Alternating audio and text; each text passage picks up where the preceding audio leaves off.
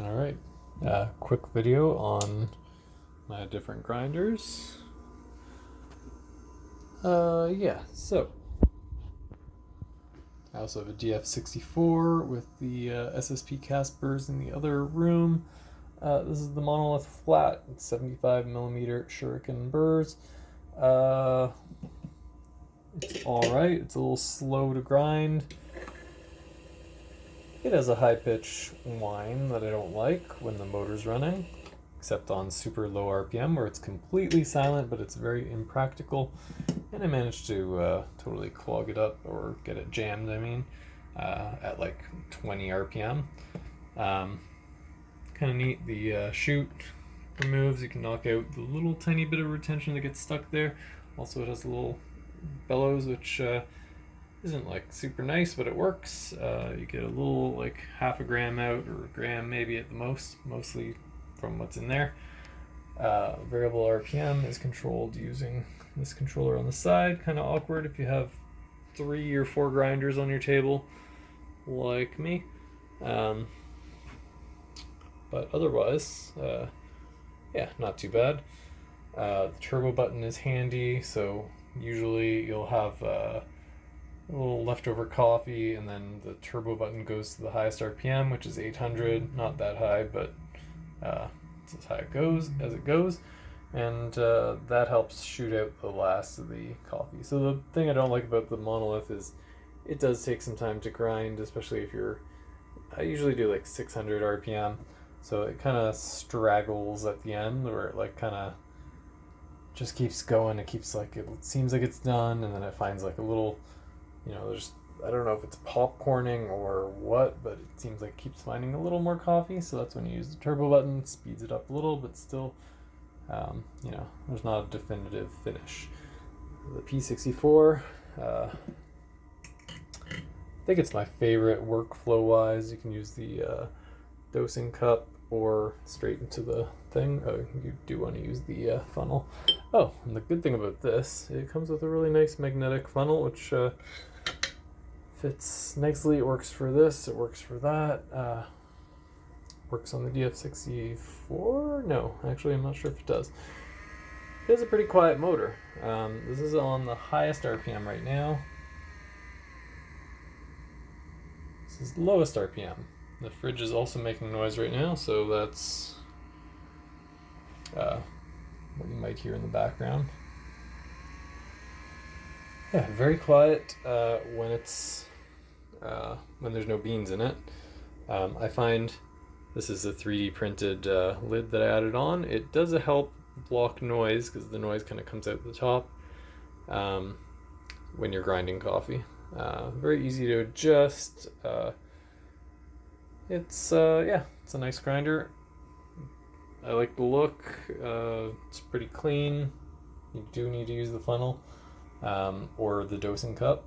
I added these black rings, silicone socks. That's from the DF64. It's not really necessary, but I find it's nicer when you put the dosing cup on top. It kind of gives it a little padding. This guy, the Weber key. I also like it. It's very flat burr-like. I did not like the magic tumbler with the WDT tool, so I actually removed that. Let's see if we can see up in there. Yeah, there's probably some coffee retention up there. Yeah, a little bit. So that is probably half a gram. We can measure that actually. That would happen with the magic WTD tumbler tool as well. So this is the magic tumbler. I just removed the stirring paperclip thing because it always got in the way. It's annoying to, you have to remove it, you have to know where the thing is, otherwise you knock it. You gotta kind of tilt it to like avoid hitting it. Then if you hit it too many times or a couple times, it will get bent out of shape and it won't work, and also it will fling coffee. And it's not the cleanest grinder. I mean, it sometimes you'll get popcorning out of here. It has a little tiny opening because it has the little anti-popcorn lid, which is why I got this beautiful little thing. And yeah, it helps you just dose the coffee in like that, because you do have a little opening.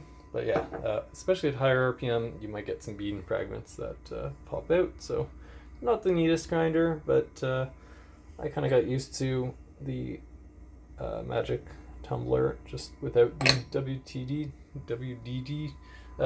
You know what I mean.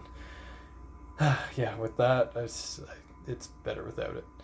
And I don't think it really helps because you still need to kind of, adjust things so it sits nice and flat in your portafilter before tamping. So yeah, this stupid brush, never used it. It's oh yeah, you're supposed to like put it like that, and it goes in. Yeah, useless. I don't know. Oops, just dropped my puck screen. Yeah, I like how it lights up. And as you can hear, not the nicest sounding, although low RPM, pretty quiet. That also is pretty slow. Highest RPM kind of has a weird reverberation.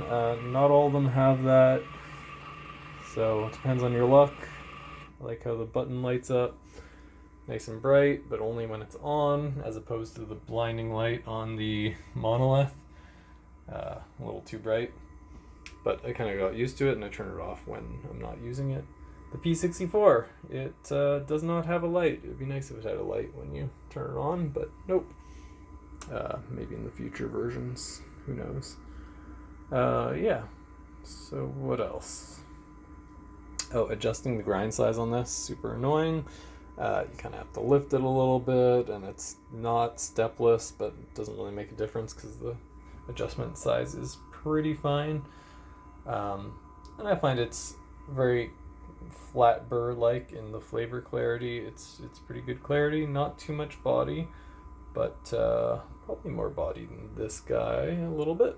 This has the unimodal burrs by SSP, and they're very high clarity. It's the highest clarity grinder that I have, or highest clarity burr set. This is close. Actually, they're all pretty close. I mean, I've had some coffees that were seemed like pretty high clarity out of the Key. I've had some pretty high clarity ones out of the Monolith, but I don't think they get as high clarity of flavor as the unimodal burrs. But this is also the least forgiving one if you mess up your grind size or your whatever. If it flows too fast, it's a little more unforgiving. So, yeah. What else? Got that retention that was underneath the burrs out, and it was only 0.2 of a gram. Not much. Pretty negligible. I usually ignore it. I think with darker roast you might get a little more static or a little more, yeah, because it's oilier, it will stick to the burrs a little more.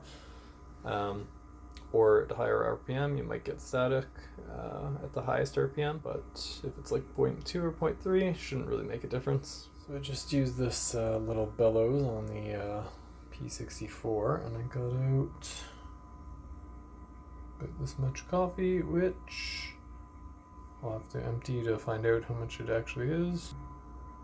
Looks like it was about 0.3 or 0.4 grams of retention, which isn't that amazing, but I don't think it would affect anything. I think I was getting about 0.8 in the Specialita, and I never noticed a difference of actual exchange retention. Never noticed it affecting anything. I'm guessing it was probably mostly up in the spout there. And the Monolith, after previously using the bellows on it, because it has it and it's kind of normal workflow, yeah, basically nothing out, some dust maybe. The Monolith, I think, does have the best retention, the least of it, and it's probably the best for switching back and forth between coarse and fine brew methods like espresso and pour over.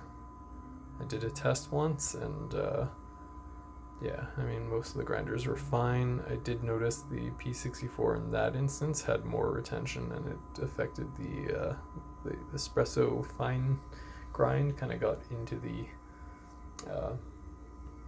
the coarse brew and kind of affected it. So, kind of failed that test. I'd recommend purging just a few beans, and that should be good. 5.1 grams of greasy Starbucks beans. Gonna add it to P64. Hold on. Alright, this is highest RPM.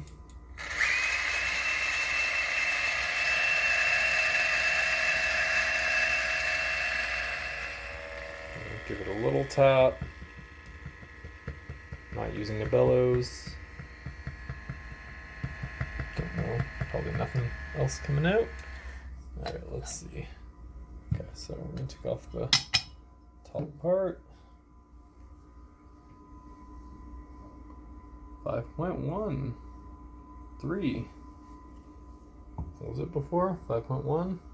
Yeah. So, very nice. Basically, we've got out what we put in. Maybe we'll look at it, see if there's any old grounds that were stuck in there. And that was after it just blew out anything else that was in there with the bellows, actually. So I was expecting it to retain a little bit in the chute, especially with the darker oily coffee. Yeah, it's at 5, but yeah, wow. Did good this time.